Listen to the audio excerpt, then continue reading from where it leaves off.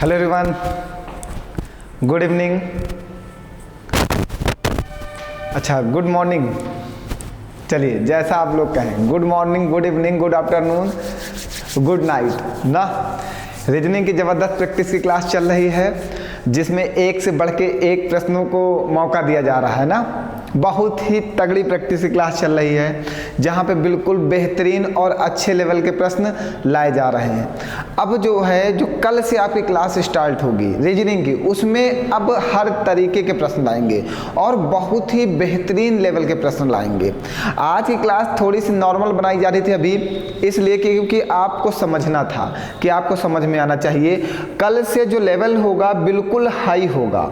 Math की एक तगड़ी मैथ का भी मैं टीचर हूँ, रीजनिंग का भी मैं ही टीचर हूँ, इसलिए थोड़ा सा कन्फ्यूजन हो जाता है। रीजनिंग की जो मतलब आपको 10 से 15 क्लास आने वाली हैं, इतनी अच्छी क्लासेस होंगी, प्रैक्टिस की इतनी अच्छी क्लासेस होंगी, शायद ही ऐसे प्रश्न अभी तक आपको मिले हों, लेकिन आने वाले पेपर उन्हीं प्रश्नों से बनेंगे, ये हमारी गारंटी है। चलिए रीजनिंग की क्लास प्रैक्टिस स्टार्ट की जाए। जबरदस्त, सबको मज़ा आ रहा है फुल्ली? बताइए सबसे बढ़िया और सबसे अच्छी प्रैक्टिस रीजनिंग के प्रश्नों का ना। चलिए आइए जल्दी से देखते हैं। कल हम लोगों ने 2 क्लासेस अभी तक डिस्कस की हैं, आज हमारी तीसरी क्लास है और उम्मीद करेंगे अगर ऊपर वाले का आशीर्वाद बना रहेगा और आप लोगों का साथ बना रहेगा तो हम लंबे समय तक प्रैक्टिस सीरीज चलाएंगे। लेकिन आपका साथ और ऊपर वाले का आशीर्वाद दोनों चाहिए, तभी हम आगे बढ़ सकते हैं ना। सबसे पहले सबसे ज़्यादा ज़रूरी है ऊपर वाले का आशीर्वाद, क्योंकि अगर हमारी हेल्थ प्रॉब्लम में कोई इशू ना आया तो ये उनका आशीर्वाद होगा तभी। और अगर क्लास कंटिन्यू चाहते हो तो शेयर, सब्सक्राइब, लाइक, कमेंट, ये आपके ऊपर डिपेंड करता है। अगर आप चाहते हो कि क्लास कंटिन्यू रहे, अगर हमारी क्लासेस में आपको मज़ा आ रहा है पढ़ने में तब। चले आइए भैया, पहला प्रश्न लीजिए। दिया गया है प्रश्न चिन्ह को उस विकल्प से बदले जो पहले युग में लागू तर्क का अनुसरण करता है। ठीक है, ऐसे प्रश्न जब भी आए 29:18 अनुपात समानुपात 39 अनुपात क्वेश्चन मार्क, ठीक है, तो इसमें भी आप 2-3 चीज़ें प्रोसेस होते हैं। ठीक है, इसमें 2-3 प्रोसेस होते हैं। इसका संबंध जो इससे होगा वही संबंध इसका इससे होगा ना। इसका संबंध जो इससे होगा, इनका जो रिलेशन होगा वही इनका और इनका रिलेशन होगा। पहले ये पता करना है कि ये हस्बैंड वाइफ है या भाई भाई हैं या बहन बहन है या भाई बहन है या बॉयफ्रेंड गर्लफ्रेंड है। पहले हमें पता चलना है कि इन दोनों में संबंध क्या है। फिर जो संबंध इन दोनों में होगा वही सेम संबंध इन दोनों में होगा।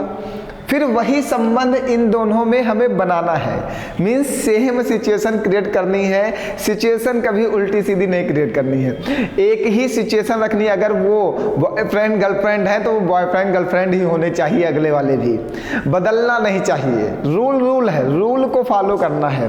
आज का तो माहौल ही वैसा ही है ना। तो ये दोनों में हमें चेक करना है ये है कौन। इनका और इनका जो संबंध है वही इनका और इनका है। देखो इनका और इनका संबंध क्या है, अगर इस 2 और 9 का मल्टीप्लाई कर दिया जाए तो हमें क्या मिलेगा 18, दोनों 18। जो रूल यहाँ पे लगाए हैं वही रूल यहाँ पे लगाएंगे। यहाँ पे 3 और 9 का मल्टीप्लाई कर देंगे, कितना आ जाएगा 27। देखिए आ गया आंसर। मीन्स दोनों में सेम रूल लगना चाहिए। जो प्रोसेस हमने इस वाली सिचुएशन को सॉल्व करने में लगाया वही प्रोसेस हमने यहाँ पे लगाया। ठीक है, समझ गए? तो दोनों क्या है, एक ही सिचुएशन क्रिएट करनी है, एक ही नियम लगाना है ना। चले, आप कहते हो कि सर कहते हैं चले तो मतलब जाना कहाँ है। पहली बात तो यही, जाना कहाँ है सर ये बता दीजिए।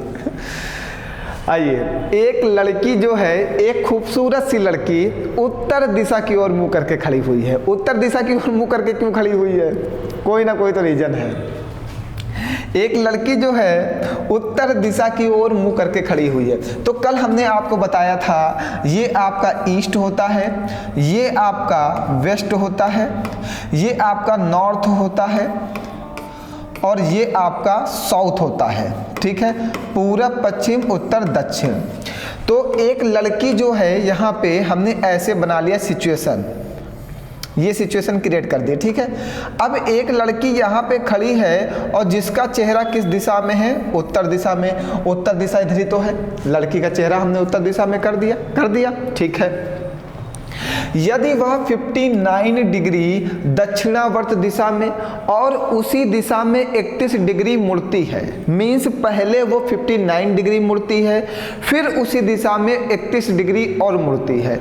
दक्षिणावर्त मीन्स क्लॉकवाइज, वामावर्त मीन्स एंटी क्लॉकवाइज। ठीक है, क्या भैया, क्या दक्षिणावर्त मीन्स होता है बाबू क्लॉकवाइज, दक्षिणावर्त मीन्स होता है क्लॉकवाइज मीन्स घड़ी की दिशा में, और वामावर्त मीन्स होता है एंटी क्लॉकवाइज मीन्स घड़ी के विपरीत दिशा में, एंटी क्लॉकवाइज। क्लियर भैया सबको? एंटी क्लॉकवाइज मीन्स इसको कह सकते हो दाएं और इसको कह सकते हो बाएं। जब वो कहेगा आपसे कि दाएं मुड़ो तो आप क्लॉकवाइज मुड़ना, जब वो कहेगा बाएं मुड़ो तो आप एंटी क्लॉकवाइज मुड़ना। हमने सब कुछ लिख दिया, इसको नोट करो जल्दी से कॉपी में, ये बहुत इंपॉर्टेंट है ना। बहुत सारे इंग्लिश मीडियम वाले बच्चे कंफ्यूज हो जाते होंगे कि सर जी ये वामावर्त क्या है और दक्षिणावर्त क्या है। तो दक्षिणावर्त जो है वो क्लॉकवाइज है, वामावर्त जो है एंटी क्लॉकवाइज है। अब तो समझ, क्लॉकवाइज समझ में आता है ना इंग्लिश वाले?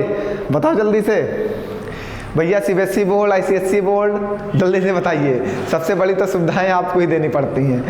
आपकी सबसे बड़ी समस्या है इंग्लिश वाले होते तो बहुत इंटेलिजेंट है, ये तो मैं नहीं कहूँगा कि इंटेलिजेंट नहीं होते हैं, स्मार्ट बहुत होते हैं।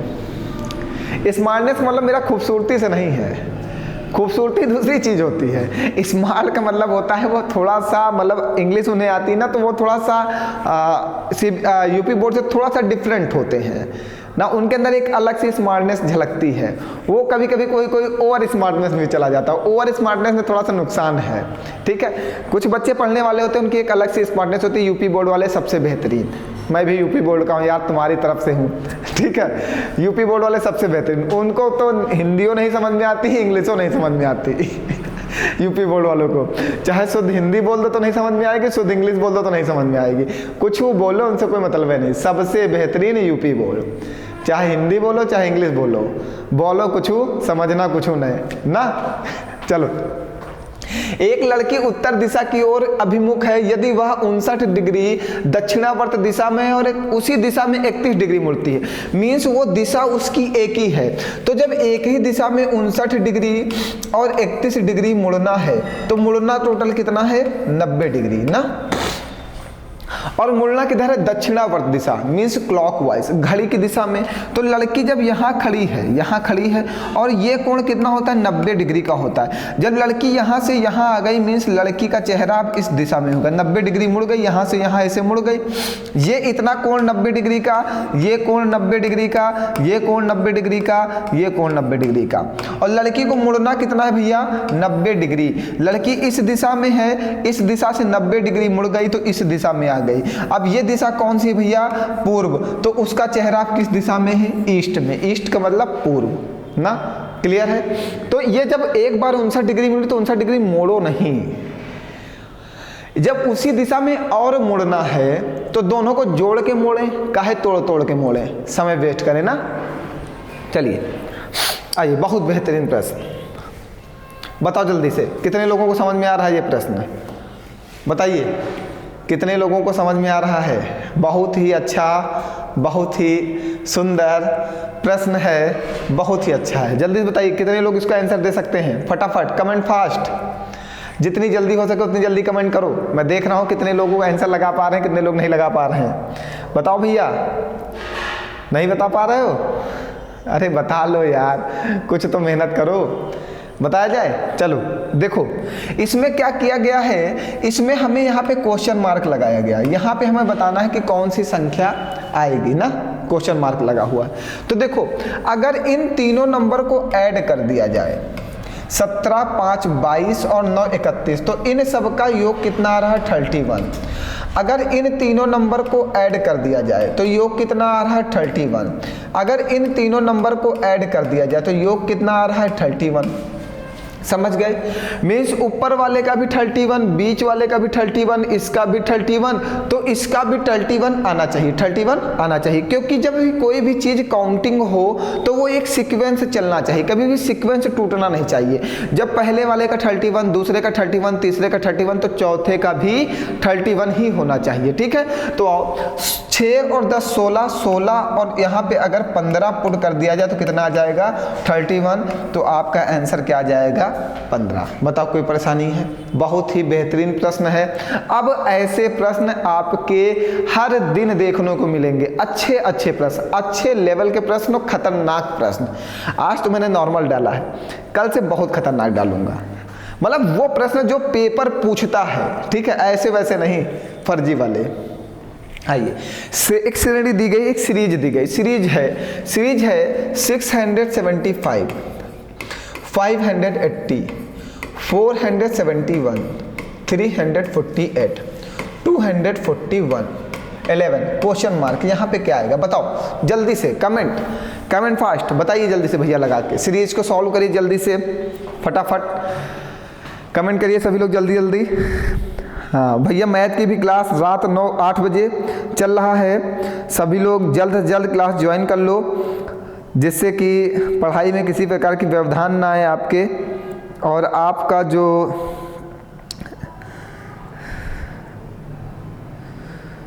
पढ़ाई वढ़ाई वो अच्छे से चलती रहे। और हाँ, एसएससी वालों ने अपना कैलेंडर जारी कर दिया है, तो पढ़ाई भी कुछ ज़बरदस्त रखो। कैलेंडर जारी हो गया एसएससी का, ज़बरदस्त कैलेंडर जारी हो गया। अब आप लोग मेहनत करो एसएससी पे, और तगड़ी एसएससी की क्लास चलेंगी बिल्कुल। मतलब मैथ की क्लास जो स्टार्ट हुई है वो मेंस तक लेके जाऊंगा मैं, गारंटी के साथ कहता हूँ। CGL pre, SSC, CHSL, CPO सबको बीट कराऊंगा। यूपी वाले बिल्कुल निश्चिंत रहें यार, उनके लिए तो पूरा जीवन त्याग है मेरा ना। आओ चलो भैया समझो, यहाँ पे क्या किया गया, इससे इसको कुछ ना कुछ घटाया गया है। देखो सीरीज समझते, अच्छा पहली बात आप समझते हो कि सर जी आप समझ कैसे जाते हो कि घटाया गया है? पहली बात, मैं जब देखता हूँ सीरीज को तब मैं पहले देखता हूँ गैपिंग क्या है। गैपिंग देखता हूँ, जब बहुत बड़ी गैपिंग होती है तो मुझे समझ में आ जाता है या तो यहाँ पे कोई क्यूब हुआ है, या तो कोई स्क्वायर हुआ है, या किसी संख्या का गुणा करके कोई संख्या जोड़ी गई है, या कुछ और एक दो चीज़ें हैं जो समझनी होती हैं, ठीक है। तो मुझे यहाँ पे बहुत बड़ी गैपिंग नहीं नज़र आई, तो मेरे समझ में एक ही बात आई कि अगर यहाँ से 95 माइनस कर दिया जाए तो 580 आएगा। अब आगे वाली सीरीज पकड़ने का प्रयास करेंगे, अगर ऐसा सिचुएशन होगी तो सीरीज कुछ ना कुछ बनेगी, ठीक है। आइए यहाँ पे देखते हैं, 1 हासिल तो 10, 10 से 1 घटाओगे तो 9 आएगा, 1 हासिल गया यहाँ 8, 8 से यहाँ से हासिल है 7, 7 से 7 जाएगा 0, और 5 से 4 जाएगा 1, मीन्स यहाँ पे आ रहा है कि 109 घटाया गया, ठीक है। यहाँ पे 95, यहाँ पे 109, और यहाँ पे देखो 1 हासिल तो 11, 11 से 8 घटा दो तो 3, फिर ये 6 से 4 चला जाएगा 2, तो ये 4 से 3 चला जाएगा 1, यहाँ से 123 घटाया गया। सुनते जाना, हर एक पोर्शन अलग अलग है, ये अलग है, ये अलग है, यहाँ वाला अब अलग आएगा ना, सुनते जाइएगा। यहाँ पे चेक करते हैं क्या घटाया गया है। 8 से 1 जाएगा 7, 4 से 1 जाएगा 3, और 3 से 2 जाएगा 1, 137 घटाया गया। आप समझना, 675 से 95 घटाए तो 580, 580 से 109 घटाए 471, 471 से 123 घटाएंगे 348, 348 से 137 घटाएंगे तो 211। अब 211 से क्या घटा दें, पहले देखो कोई सीरीज बनी या नहीं बनी। सबसे पहले सीरीज चेक करो, देखो यहाँ और इसके बीच का अंतर कितना है, 14 का। 95 में 14 जोड़ दिया जाए 109, 109 में 14 जोड़ दिया जाए 123, 123 में 14 जोड़ दिया जाए 137, तो 137 में भी 14 जोड़ दीजिए तो 7 4 11 का 1 हासिल लगेगा 1, 3 1 4 1 5 और 1, 151। मीन्स इससे 151 माइनस कर दिया जाए। 211 से 151 माइनस करोगे तो क्या आएगा 60। देखो सीरीज मिल गई आपकी 60। बताइए कोई समस्या? बहुत ही बेहतरीन, बहुत ही मस्त प्रश्न है, इसको मस्त में डालो। मोस्ट इंपॉर्टेंट मतलब मस्त ना, मस्त प्रश्न है ये वाला, बढ़िया है। सीरीज समझना होता है थोड़ा सा, और बढ़िया सीरीज है ये वाली। आगे बढ़ाया जाए, आइए। एक शब्द दिया है EAML, कह रहा है जो ये शब्द है EAML अक्षरों से कितने सार्थक, सार्थक मीन्स होता है अच्छे, गुड वर्ड, सार्थक शब्द निर्मित हो सकते हैं। कितने गुड वर्ड निर्मित होते हैं, मीन्स ऐसे शब्द आपको बनाना है, इससे कोई शब्द निर्मित करना है जो एक कोई अच्छा अर्थ देते हो, उसकी कोई अच्छी मीनिंग निकलती हो। अच्छी मीनिंग का मतलब वो शब्द कोई ना कोई मीनिंग जरूर देता हो, ऐसा आपको एक शब्द आपको ऐसा एक शब्द नहीं बताना है, कितने शब्द बन सकते हैं, मतलब बहुत सारे बन सकते हैं। चलो फिर चेक करते हैं कौन कौन सा बन सकता है। बताओ पहला, जल्दी से देखो, तुम लोग कमेंट करते रहो यार, जल्दी जल्दी बताओ ना कौन सा बन रहा है। सबसे पहले आप बताओ कौन सा बन रहा है, फिर मैं बताता हूँ। पहला प्रश्न जल्दी से उत्तर दीजिए, बताइए क्या बनेगा, बताइए पहला प्रश्न क्या बनेगा, मेल। पहला वाला शब्द बना मेल। दूसरा शब्द जल्दी से भैया, मेल मीन्स क्या होता है, पुरुष ना, हिंदी भी लिख दें, पुरुष। दूसरा जल्दी से, लेम। लेम मीन्स भैया क्या होता है, लंगड़ा। तीसरा शब्द जल्दी, मील। मील मीन्स क्या होता है, भोजन। चौथा शब्द कोई है, जल्दी से बताइए, कोई भैया चौथा शब्द बन सकता है इससे। इन्हीं शब्दों से बनाना है, इन्हीं 4 शब्दों से, इनके अलावा ना ही कोई हम नया वर्ड इसमें नया अल्फ़ाबेट जोड़ सकते हैं, ना ही इसमें से कोई अल्फ़ाबेट निकाल सकते हैं। इन्हीं चारों अल्फ़ाबेट का यूज़ करके, प्रयोग करके ही शब्द बनाना है, ना ही कोई अल्फ़ाबेट हम छोड़ सकते हैं इन चारों में से, ना ही इसमें कोई 5वां जोड़ सकते हैं। इन्हीं चारों से बनाना है। बताइए कोई चौथा बन सकता है? आप लोग गलत बनाने लगते हो ना तुरंत, फिर आप सोचते हो इसमें कोई अपनी तरफ से लगा दें। अपनी तरफ से कुछ मत लगाना, जितना दिया उतने से बनाओ, इन्हीं चारों से बनाओ, इसमें से ना कुछ छोड़ो और ना कुछ जोड़ो। बताओ कोई बन सकता है? नहीं बन सकता? चलिए फिर कोई बात नहीं। तो आपका आंसर कितना आ गया, कितने सार्थक शब्द बन सकते हैं? 3 बन सकते हैं। बताइए अगर और कोई आपसे लगता है कि बन सकता है तो जल्दी से कमेंट करिए, हम देख लेते हैं। कमेंट करिए फटाफट, फिर मैं बताता हूँ बन सकता है कि नहीं बन सकता।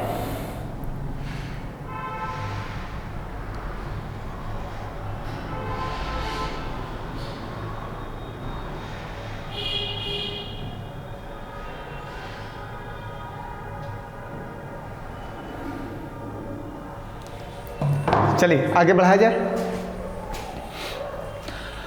हाँ, दिया गया यदि ऑटोमोबाइल शब्द के पहले आधे भाग को व्युत्क्रमित किया जाता है तो निम्नलिखित में से कौन। 1 मिनट भैया, एक बहुत इंपॉर्टेंट मैसेज है, मैं छोड़ देता हूँ। 1 मिनट का समय दीजिए भैया,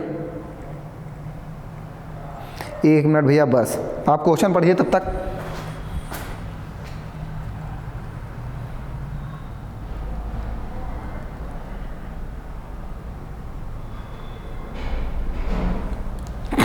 चलिए, दिया गया यदि ऑटोमोबाइल शब्द के पहले आधे भाग को व्युत्क्रमित किया जाता है तो निम्नलिखित में से कौन सा बाएं छोर से तीसरे अक्षर के दाईं ओर से चौथे स्थान पर होगा। और घुमा देते थोड़ा सा यार, बाकी रह गया था अभी। ये यूपीएसआई 2017 का आया हुआ प्रश्न है। यूपीएसआई 2017 नहीं, 2021, यूपीएसआई 2021 का प्रश्न है। ठीक है, कोई कठिन नहीं है। हमने इसकी जब हिंदी पढ़ी तो व्युत्क्रमित लिखा हुआ है। व्युत्क्रमित मीन्स इनवर्स होता है, इनवर्स होता है। और जब हम अब हम इसके हिंदी में जाते हैं, इंग्लिश में जाते हैं, देखो अब अर्थ बहुत अजीब सा होता है, क्योंकि व्युत्क्रमित जब हम हिंदी में पढ़ते हैं तो हमें मैथ की याद आती है और वहाँ पे व्युत्क्रम का मतलब कुछ और ही होता है, इसलिए तुरंत हम इसकी इंग्लिश पे जाते हैं। If the first half of the word automobile is reversed means opposite। देखो हमारा हिंदी में व्युत्क्रमित का मतलब कुछ और होता है, लेकिन इंग्लिश में इन्होंने जो रिवर्स लिखा है, रिवर्स का मतलब कुछ और होता है। तो पहले तो मैं कुछ और ही इसको समझ रहा था, लेकिन बाद में अब जब मैं अभी इसके अचानक से इसके ऊपर हमारी नज़र गई यहाँ पे, जब मैं पढ़ रहा था इन दोनों में हमने जब सिचुएशन देखा तो दोनों का मतलब इंग्लिश में कुछ और अर्थ देता है, हिंदी में कुछ और अर्थ देता है। तो इंग्लिश का अर्थ से हमें क्वेश्चन समझ में आया कि इसमें करना क्या है। फर्स्ट हाफ 1 2 3 4 5, आधा आधा 1 2 3 4 5, 2 हाफ में हमने पूरे क्वेश्चन को बांट दिया ना, फर्स्ट हाफ और सेकेंड हाफ 2 में बांटा।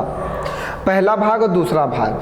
अब कह रहा है कि पहले भाग को रिवर्स कर दिया जाए, मीन्स इसके शब्द जो है आगे भेजा जाए, MOTUA ऐसे रिवर्स कर दिया जाए, और सेकेंड हाफ वैसा का वैसा ही रहे, इसमें कुछ ना किया जाए।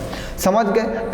ऐसे कहा है। हिंदी में अगर आप व्युत्क्रमित पढ़ लेते ना तो थोड़ा सा कंफ्यूज हो जाते, इसलिए मैं इंग्लिश पढ़ा और रिवर्स से मुझे क्वेश्चन समझ में आ गया। तो M को उधर भेजना था, O को भेजना था, U को भेजना था, T को भेजना था, सबको उधर भेजना था। ठीक है, अब ये रिवर्स हो गया। अब कहा क्या? तो निम्नलिखित में से बाएं छोर से, हमेशा ध्यान रखना ये क्वेश्चन आपके सामने है, और जब भी आपके सामने किताब रखी होगी तो आपका राइट साइड और आपका लेफ्ट साइड आपको बहुत अच्छे से पता है। तो किताब पे जब बैठोगे तो आपका राइट साइड और आपका लेफ्ट साइड, जैसे ये प्रश्न हमारे सामने है तो हमारा राइट साइड कौन सा है? ये, तो ये हमारा राइट साइड है, और ये हमारा कौन सा साइड है? लेफ्ट, तो ये हमारा लेफ्ट साइड है। अब कभी कंफ्यूजन नहीं होगा ना, तो जैसा बोलेगा वैसा करना। उसने कहा निम्नलिखित में से कौन बाएं छोर, मीन्स लेफ्ट साइड से, बाएं छोर से तीसरे अक्षर के दाईं ओर से चौथे स्थान पर है। बाएं छोर से तीसरा अक्षर, पहले बाएं छोर से तीसरा अक्षर, 1 2 3, बाएं छोर से तीसरा अक्षर हमारा T है, बाएं छोर से तीसरा अक्षर हमारा T है। अब क्या? तीसरे अक्षर के दाईं ओर, अब तीसरा अक्षर का दाईं ओर कौन सा होगा? ये वाला होगा। तो 1 2 3 4, तीसरे अक्षर के दाईं ओर चौथे स्थान पे कौन बैठा हुआ है? B बैठा हुआ है। तीसरे अक्षर के दाईं ओर चौथे स्थान पे कौन बैठा हुआ है? B बैठा हुआ। बताइए कोई परेशानी? चलिए आगे बढ़े। हाँ, बहुत अच्छा प्रश्न है, ये भी UPSI 2021 का आया हुआ है। UPSI 2021 प्रश्न पूछा गया है। ठीक है, कहा क्या है? जाइनिकोलॉजिस्ट, जाइनिकोलॉजी, जाइनिकोलॉजी का संबंध है वुमेन से, विमन से। इसका जो संबंध है वो महिला से है। तो अगला पूछा है हिमेटोलॉजी। इस क्वेश्चन को थोड़ा सा सॉरी, चलो कोई बात नहीं, हिमेटोलॉजी मैं यहाँ लिख रहा हूँ। हिमेटोलॉजी, हिमेटोलॉजी, हिमेटोलॉजी का संबंध किससे होगा?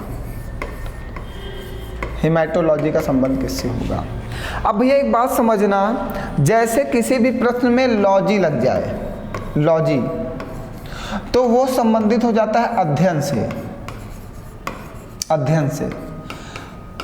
अगर किसी प्रश्न में गाइन लग जाए, गाइन का संबंध होता है महिला से,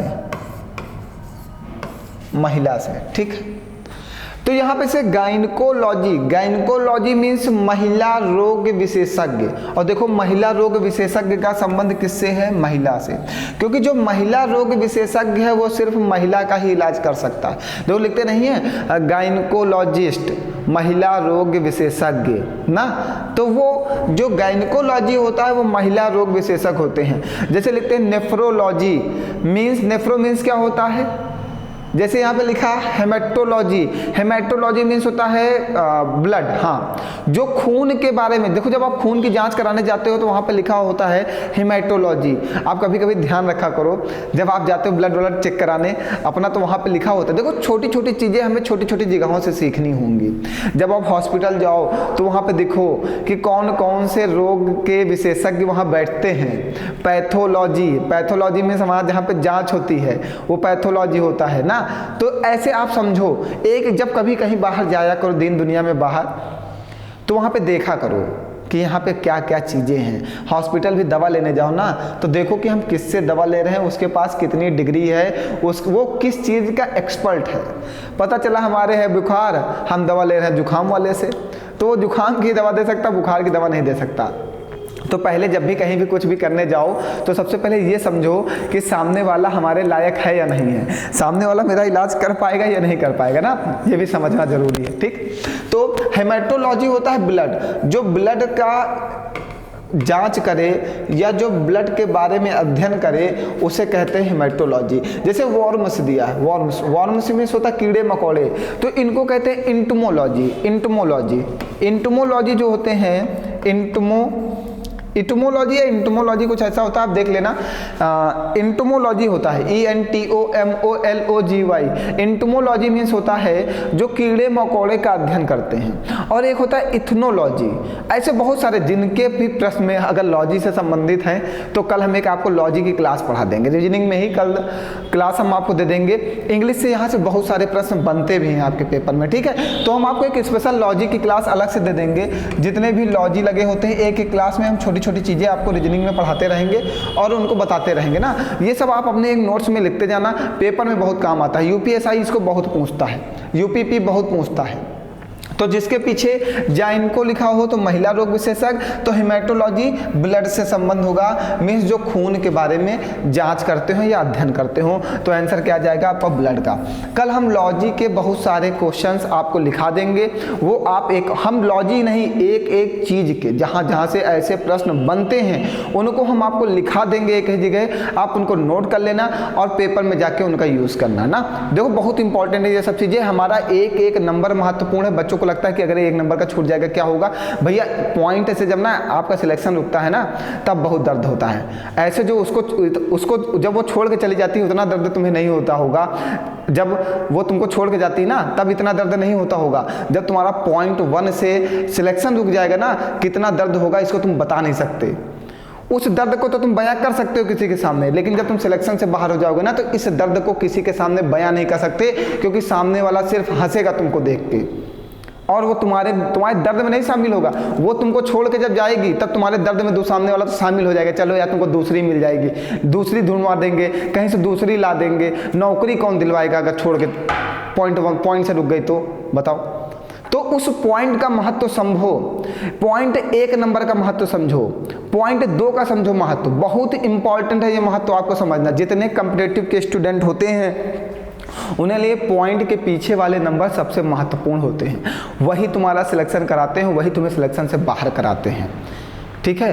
तो मैंने बोला ना उसके जाने से इतना दर्द नहीं होगा जितना जब तुम पॉइंट से रुक जाएगा ना तुम सबसे बताओगे यार मेरा पॉइंट 1 से रुक गया भाई, यार क्या करें अब बताओ, मेरी तो ज़िंदगी ख़राब हो गई। तो भाई यार वो भाई तुमको नौकरी दिला देगा क्या उसको बताने से? वो तो और हंसेगा, वो तो अंदर से बहुत खुश होगा कि चलो तुम भी अभी मेरे साथ हो, बैठो आराम से आओ।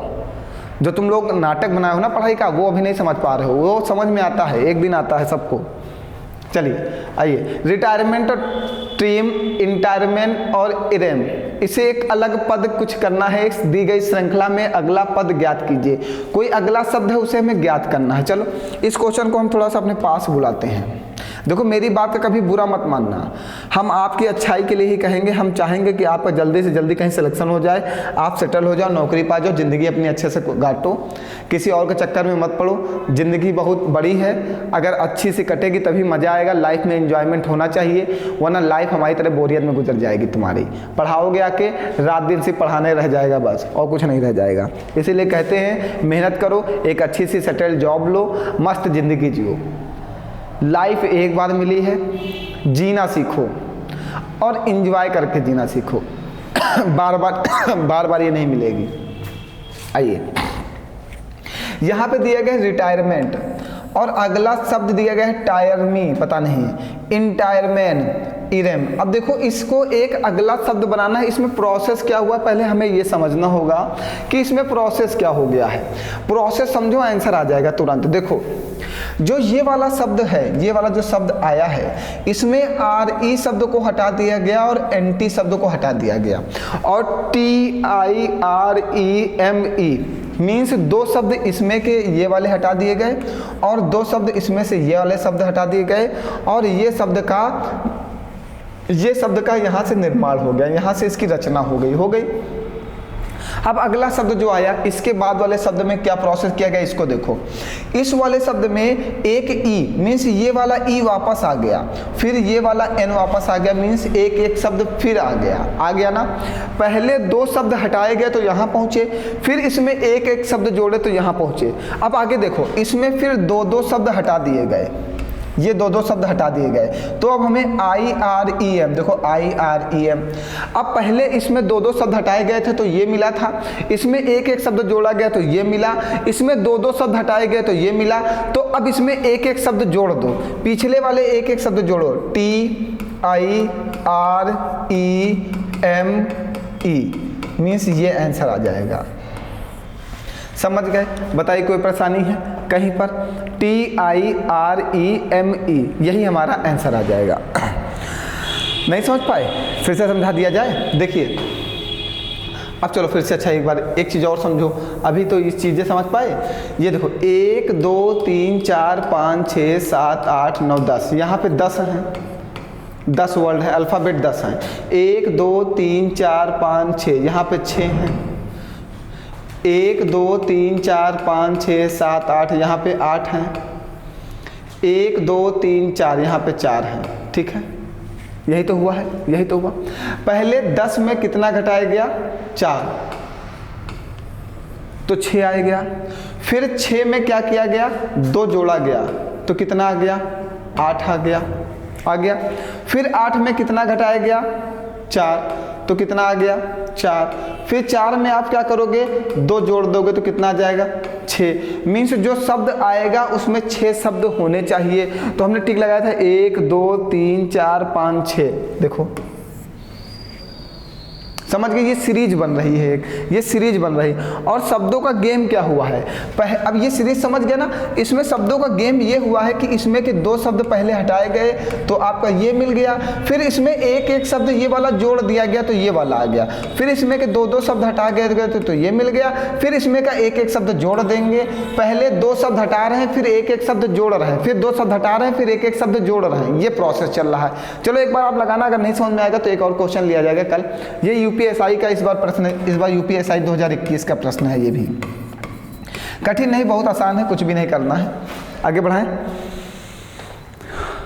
चलिए, आज बुधवार है, 59 दिनों के बाद होगा, 59 दिनों के बाद होगा। आज क्या है? Today is Wednesday, today is Wednesday. आज बुधवार है, ठीक है, आज बुधवार है, कोई बात नहीं, बुधवार है, ठीक। तो 59 दिनों के बाद होगा, 59 डेज आफ्टर, 59 दिनों के बाद क्या होगा? तो सबसे पहले जब भी ऐसा प्रश्न आए तो 59 को 7 से डिवाइड करते हैं, क्योंकि एक हफ्ते में 7 दिन होते हैं। इसलिए जब भी ऐसा प्रश्न आए तो उसको 7 से डिवाइड करना, क्योंकि एक हफ्ते में 7 दिन होते हैं और 59 दिन दिए गए हैं। तो 7 से डिवाइड कर दो, 7 8 56, शेष कितना बचा? 3। शेष कितना बचा? 3। जो शेष आए उसको इसमें जोड़ देना। तो वेडनेसडे में 3 जोड़ो, वेडनेसडे के बाद थर्सडे, फ्राइडे और सैटरडे। तो 59 दिनों के बाद पूछा, लेकिन बात को समझते चलना। अभी आपका आंसर आया है सैटरडे, तो ये हो गया 59वां दिन। बात को समझना। हमने जो निकाला है वो हमने ये निकाला है कि आज बुधवार है, तो आज से 59वां दिन क्या होगा? तो आज से 59वां दिन होगा सैटरडे। अब कहेगा 59 दिनों के बाद कौन सा दिन आएगा? तो 59वां दिन तो सैटरडे हो गया, इसके बाद एक दिन बाद कौन सा दिन आएगा? तो आएगा संडे। जब 2 आंसर आएंगे, 2 आंसर, दोनों आंसर अलग अलग लैंग्वेज पे डिपेंड होता है, ठीक है। तो इसमें आंसर आपका बनेगा संडे।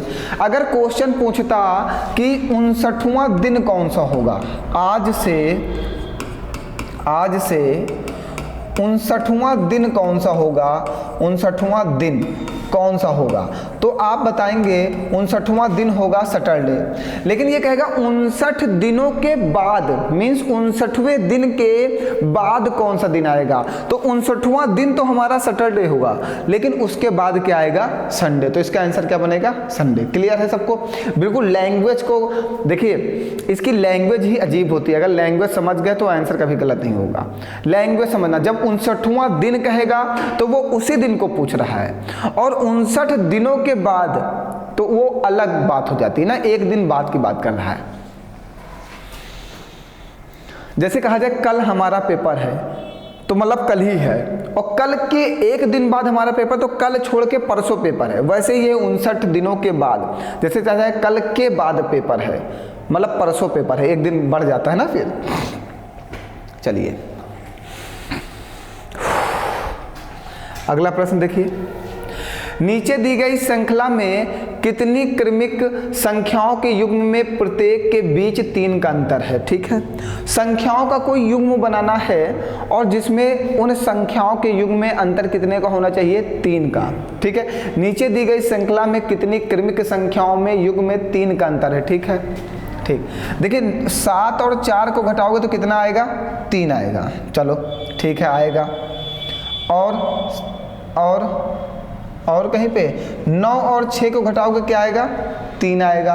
और कहीं पर बताओ जल्दी से, बताओ भैया, 9 से 7 घटाओगे तो कितना आएगा, 1 2 आता है। ठीक है, कोई बात नहीं है। और बताओ 3 से 8 घटाओगे 5 आएगा, 6 से 2 घटाओगे 4 आएगा, 5 से 1 घटाओगे 4 आएगा। ठीक है, फिर 3 से 7, 7 से 4, यहाँ पे भी 3 आएगा। और बताइए जल्दी से कहीं पर 5 से 2 घटाओगे तब भी 3 आएगा। देखो उसने कहा है कोई ऐसे युग्म ढूंढो जिनको घटाने पर 3 आना चाहिए, तो हम वही ढूंढ रहे हैं। तुम भी ढूंढो कहीं पर हो तो। तुम्हारी नज़रों में कोई है जो अच्छा लगता हो? जो कोई तुम्हारे नज़रों में अगर अच्छा लग रहा हो तो बताओ। हम तो 3 ढूंढ लिए और तुम भी ढूंढो जल्दी से। हमने 4 ढूंढे हैं ना। देखो पहला वाला हमने ढूंढा है, इसके बीच में देखो अंतर 3 का है, इसके बीच में भी अंतर 3 का है, इसके बीच में भी अंतर 3 का है, और इसके बीच में भी अंतर 3 का। तो हमने 4 ढूंढ लिया। और कहीं पर है भैया अंतर 3 का, मीन्स युग्म। युग्म मीन्स जोड़ा। युग्म में तो जानते होगे तुम लोग, पेयर तो जानते होगे ना, पेयर तो बहुत अच्छे समझते होगे, वो तो तुम्हारे रग रग में बसा हुआ है ना। वो देखो पेयर जा रहा है, वो देखो पेयर जा रहा है, मीन्स जोड़ा जा रहा है ना। तो जोड़ा, ऐसा जोड़ा ढूंढना है जिनके बीच में अंतर कितने का हो, 3 का हो। और बताओ, और कहीं नहीं तो 4 पे आंसर लगा दो। और तुम जानना अगर और होंगे तो, हमने तो ढूंढ लिया 4, मीन्स 4 जोड़े ऐसे मिले जिनके बीच अंतर कितने का है, 3 का है ना। चलिए आइए, फिर एक प्रश्न आ गया, बहुत आसान है, बताओ जल्दी से, कमेंट करो इसका आंसर कितना आएगा।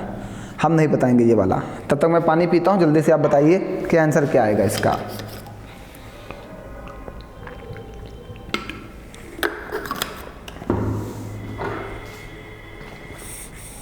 बताओ कितना, बताओ यार जल्दी से, बड़ा समय ले रहे हो। इतना आसान तो है। इसको देखो, ये क्या लिखा है, 57 का संबंध है 36 से, तो 72 का संबंध किससे होगा? तो देखो कितना आसान है, इन दोनों का मल्टीप्लाई कर दो, 5 × 7 और +1 कर दो, तो देखो कितना आ जाएगा, 5 × 7 = 35, 1 36।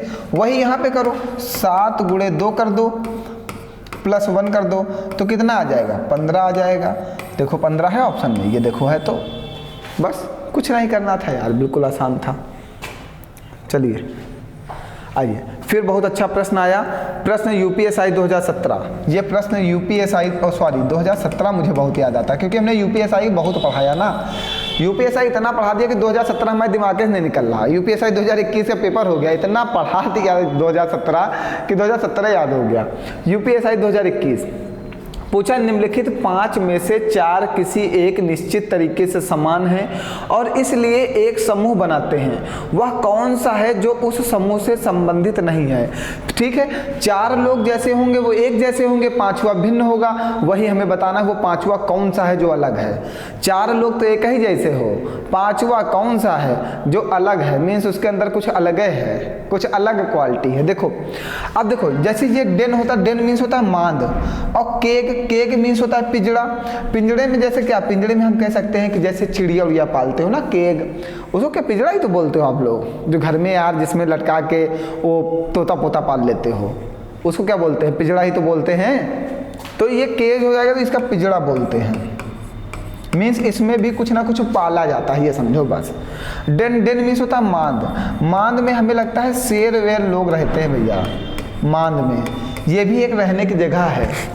और जो ये नेल है, नेल मीन्स ये कुत्ते के रहने की जगह है, यहाँ पे कुत्ता रहता है, कुत्ते के घर को नेल ही बोलते हैं। और बारो मीन्स भी मांद होता है, इसमें हमें लगता है खरगोश रहते हैं, खरगोश लोग जो छेद बना के जो लोग रहते हैं, जैसे चूहा रहता है या खरगोश रहता है ऐसे। और ये नेस्टलिंग मीन्स हमें नहीं पता क्या होता है, हमें 4 का पता था, 5वां पता ही नहीं, क्योंकि इसको हमको मीनिंग ही नहीं सुने कभी जीवन में, तो कहाँ से पता होगा। हमने केक पिजड़ा तो घर में सुना भैया, और नेल जब हम एसएससी तैयारी कर रहे थे तब सुने थे, जहाँ पे कुत्ता रहा था उसका भैया नेल बोला था। और डेन वही एसएससी तैयारी में पढ़ें, 12 भी हुए पढ़ें, तो ई का हम पढ़वे नहीं करें, तो यह भिन्न है ना। कुछ पढ़ते रहो, ऐसी मीनिंग भी हम आपको क्लास में पढ़ाते रहेंगे।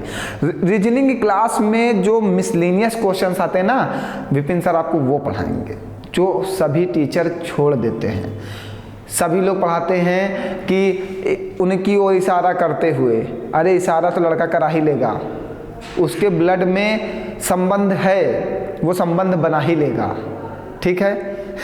अरे यार तुम लोग मतलब ब्लड रिलेशन जो आता नहीं, रक्त संबंध वो बना लोगे, ठीक है। और क्या कहते हैं, वो इधर जा रहा, वो उधर जा रहा, दिशा दूरी वाला, वो सभी लोग चल लोगे, वो कम से कम क्वेश्चन। हम सबसे ज़्यादा प्रश्न ऐसे उठाएंगे, और जैसे अभी इससे पहले गए थे जाइनकोलॉजी वाले, वैसे जो लोग छोड़ देते हैं, जो लोग पढ़ाना नहीं चाहते हैं, लोग चाहते हैं वैसे प्रश्न पढ़ाओ जो बच्चे जल्दी समझ जाएं। बच्चा ये प्रश्न इसलिए नहीं समझा क्योंकि बच्चे को इसमें याद करना पड़ता है, और ये सब प्रश्न आते जरूर हैं, पेपर में यही प्रश्न छूटते हैं हमारे, और हम छोड़ने नहीं देंगे। हम वही पढ़ाएंगे जो तुमको नहीं आता होगा, जो तुमको आता होगा वो हम पढ़ाएंगे ही नहीं। चलिए आइए, अब इस क्वेश्चन को बना के आप आंसर दो। पिछले जैसा क्वेश्चन है ये, यूपीएससी 2021 का आया हुआ प्रश्न है ये भी। इसको जल्दी से आप बनाओ, इसका आंसर दो, क्लास ओवर कीजिए जल्दी से, बताओ फटाफट फटाफट, टाइम बहुत हो गया आज भैया, जल्दी करिए, समय बहुत हो गया भाई साहब, प्यारे दोस्तों जल्दी बनाओ। और हाँ भैया, शेयर करते रहो, लाइक कराते रहो, सब्सक्राइब कराते रहो। हमें तुम्हारे उस पल का इंतज़ार है कि जल्द से जल्द हम लाइव क्लास आपके साथ जुड़ जाएं। हम बहुत बेसब्री से इंतज़ार कर रहे हैं लाइव पढ़ाने का। जितनी जल्दी सब्सक्राइबर बढ़वाओगे, जितनी जल्दी लोगों को जोड़ोगे, उतनी जल्दी मैं लाइव पढ़ाना स्टार्ट करूँगा। सुबह 9 बजे, रात 8 बजे, पक्का दावा है हमारा। आओ, ये तो मैं नहीं बताने वाला यार, ये भी अभी मैं बता के गया हूँ। आज सोमवार है, 29 दिन के बाद कौन सा वार होगा? टुडे इज मंडे, लगा लोगे ना तुरंत, बताओ। टुडे इज मंडे, आज कौन सा दिन है? मंडे है, ठीक है। 29 दिन बाद 29 को क्या करोगे? 7 से डिवाइड कर दोगे, 7 चौको 28, शेष क्या आ गया? 1। जो शेष आएगा उसको इसमें जोड़ोगे, ट्यूसडे। तो ट्यूसडे आंसर नहीं होगा, क्योंकि अभी आपने 29वां दिन निकाला है, आज से 29वां दिन निकाला है। इसके एक दिन बाद क्या हो जाएगा? वेडनेसडे। मीन्स 29 दिनों के बाद जो दिन आएगा वो कौन सा आएगा? वेडनेसडे आएगा। समझ गए? 29 दिन के बाद मीन्स 29वें दिन के बाद का पूछा, पुराना ही प्रश्न है, वैसे ही है। चलिए, ओहो आज मैं बहुत थक गया यार कसम से। तुम लोग थकते तो होगे नहीं, हमें तो लगातार पढ़ाना पड़ता है, थक तो जाता ही जाता हूँ। अगर तुम्हें थोड़े से भी वो प्यार हो हमसे, तो एक बार एक कमेंट और एक शेयर और एक लाइक बनता है ना। इतनी मेहनत करते हैं, इतना तो कर ही सकते हो तुम। कमेंट करने में पता नहीं तुम्हारा क्या जाता है। अगर क्लासेस में मज़ा आता है, पढ़ने में मज़ा आता है, तो एक कमेंट तो कर ही दो, एक शेयर कर दो, एक लाइक कर दो, इतना कर दो बस ना। चलिए आइए, 24, 36, 60, 84, 132, 156 क्वेश्चन मार्क, ठीक है। चलो समझो, यहाँ और यहाँ में गैपिंग देखो कितने की है? 12 की, 12 की है ना। अगर यहाँ और यहाँ में गैपिंग देखी जाए तो कितने की है? 24 की। अगर यहाँ और यहाँ में गैपिंग देखी जाए तो कितने की है? 24 की। पहले हमने थोड़ी थोड़ी गैपिंग देखी, अब एक गैपिंग और चेक करते हैं कि इसके और इसके बीच में कितने की गैपिंग है। 36 और 60 के बीच में, इसके और इसके बीच में गैपिंग है 24 की। अब इसके और इसके 84 और 132 के बीच में कितने की गैपिंग है? 84 और 132 के बीच में गैपिंग है 48 की। तो इसके और इसके बीच की गैपिंग हमें बताना है। सुनते जाइएगा बस, आंसर आ गया आ गया आ गया। देखो 12 में जब 2 का गुणा कर दें,